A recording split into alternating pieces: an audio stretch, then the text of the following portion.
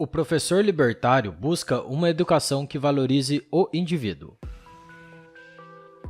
Este é o Visão Libertária, sua fonte de informações descentralizadas e distribuídas.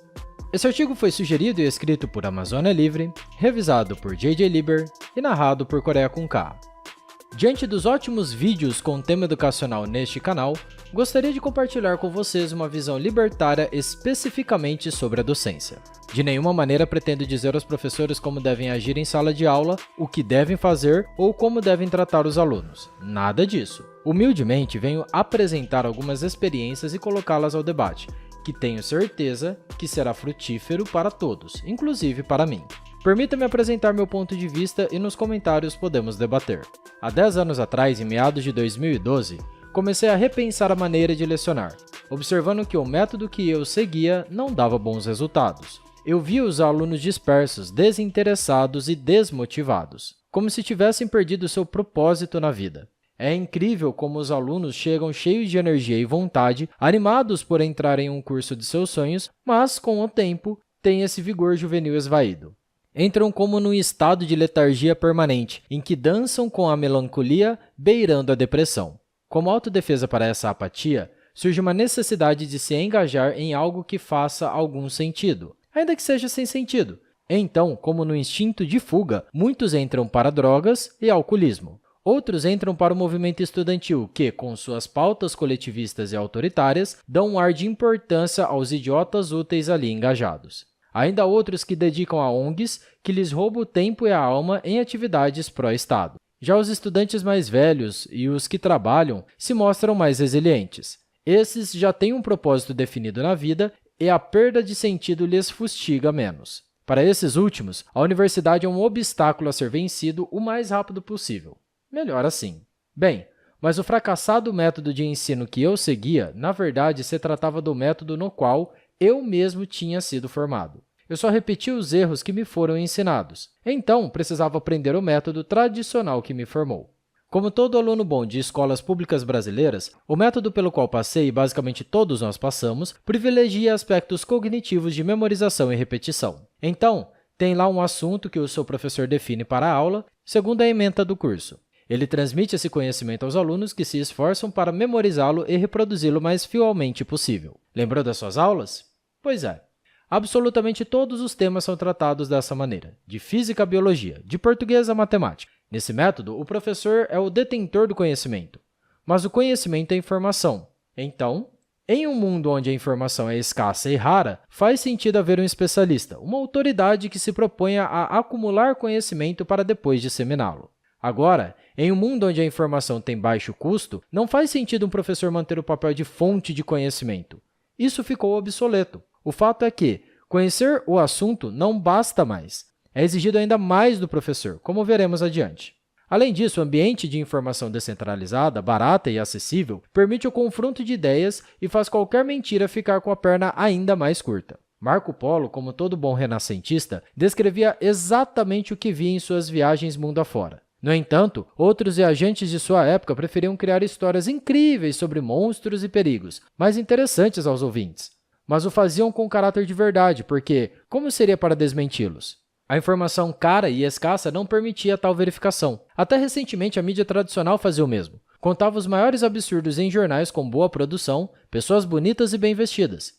Essa roupagem dava um caráter de veracidade à informação, que, por isso, poderia ser facilmente desmentida se houvesse a possibilidade de acesso à informação descentralizada. Bem, as coisas mudaram e a mídia tradicional se embanana toda com sua narrativa fantástica, que tem o propósito de servir a quem pagar mais por sua divulgação. Semelhante a esse fenômeno está a questão da educação. Professores que lidam com a informação como se ela fosse escassa estão ultrapassados. Por exemplo, experimente pedir aos alunos que resolvam uma lista de exercícios de determinado livro. Sinto lhe dizer, mas já estão todas na internet, é só copiar. Isso sem falar naquele professor ideologicamente engajado que, durante o tempo de informação escassa, divulgava a prosperidade da União Soviética ou a qualidade da saúde e educação em Cuba. A informação descentralizada faz desmoronar o esquema de memorização e repetição que vivemos desde a Revolução Francesa, com o método de ensino da Universidade de Paris. Para eles, bastava você aprender as técnicas para depois aplicá-las. A aplicação nunca vinha e até hoje não sabemos o que fazer com as técnicas, mas há quase 250 anos continuamos a repetir o esquema. Bem, agora não dá mais. Assim como aderimos e compartilhamos a informação que se encaixa em nossa visão de mundo, como o processo de acomodação descrito por Piaget, temos a tendência de se interessar e, ao final, aprender aquilo que está dentro das nossas habilidades naturais, o que Aristóteles chamava de potência ou Jesus chamava de dons. O que não faz parte do nosso rol de habilidades inatas e, portanto, não nos interessa em última análise, resistiremos a aprender. É o que fazemos para passar na matéria. Esse processo de resistência mental se manifesta no sentido de apatia, verificado nos discentes. Então, a conclusão óbvia é que a educação tradicional não desperta as habilidades inatas dos alunos. Mas você pode despertar as habilidades de uma pessoa se ela tiver a possibilidade de encontrá-las. Estimado professor, não se trata de quão bom é a sua aula, de quanto tempo se dedicou ou quanto material dispõe do assunto. Só se trata de encontrar uma maneira de fisgar o interesse do aluno e aproveitar essa oportunidade única para lhe transmitir conhecimento. É o que nos mostra Marco Antônio Moreira com sua aprendizagem significativa. Cada um de nós só aprende aquilo que, primeiro, nos desperta interesse e depois, que nos faz sentido diante de nossas necessidades. Agora fica claro que a aprendizagem é um processo intrinsecamente ligado ao indivíduo. Não faz nenhum sentido qualquer planejamento central para temas a serem abordados, ou tempo de aulas ou rol de disciplinas. Então, podemos ver quanto o MEC, com suas políticas uniformizadoras da educação, atrapalha no processo de aprendizagem do indivíduo. Pois bem, se precisamos do interesse do aluno como algo que lhe faça sentido prático, estamos falando da experiência de John Dewey, que preconiza o dueto teoria-prática, muito utilizado pelo ensino militar no Brasil. A ideia de combinar teoria e prática em sala de aula evolui com o método CDIO, sigla de Conceive, Design, Implement, Operate, no qual, partindo de um conceito teórico, projeta-se uma aplicação desse conceito no mundo real, que é implementada operando um sistema, seja uma máquina, instrumento ou computador. Esse processo CDIO deve se dar no período de uma aula, no fechamento da disciplina, no âmbito do curso e há lugares em que toda a universidade partilha dessa lógica.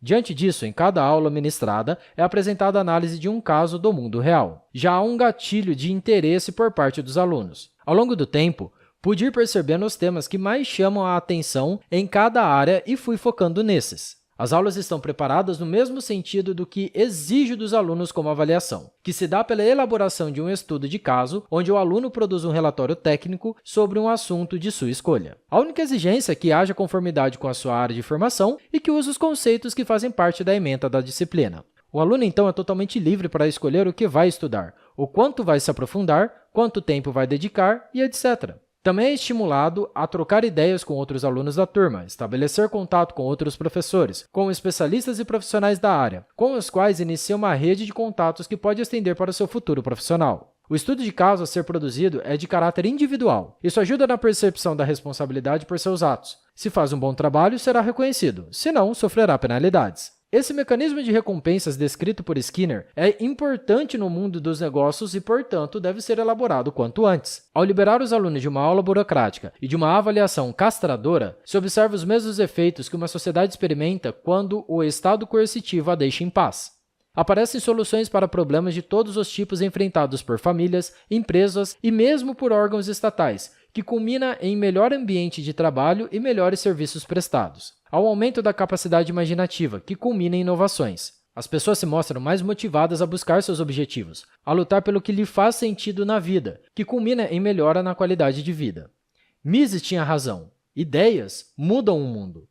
Ao final do processo, o aluno se mostra com um ganho de confiança, com orgulho de ter avançado em algo factível de seu interesse e que lhe faz sentido.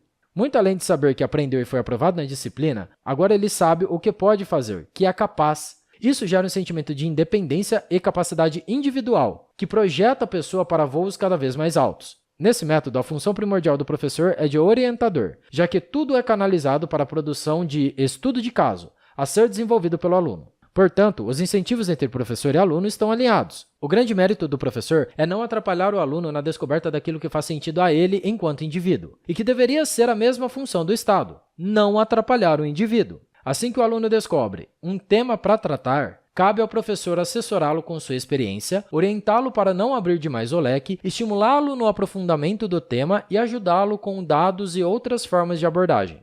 Essa é minha arte, a qual aperfeiçoo continuamente. Aqui na descrição, seguem links para os outros vídeos do canal com temas educacionais. Por fim, fica patente que a educação libertadora nada tem a ver com as ideias de Paulo Freire. A educação libertadora tem foco no desenvolvimento de habilidades inatas de cada pessoa. E são esses indivíduos livres, cientes de suas capacidades, que, associando-se voluntariamente, construirão as futuras sociedades de leis privadas. Ou coisas ainda mais incríveis e inimagináveis para a nossa realidade atual. Obrigado pela sua audiência. Se você gostou desse artigo, clique no ícone de curtir abaixo e compartilhe o vídeo em sua rede social.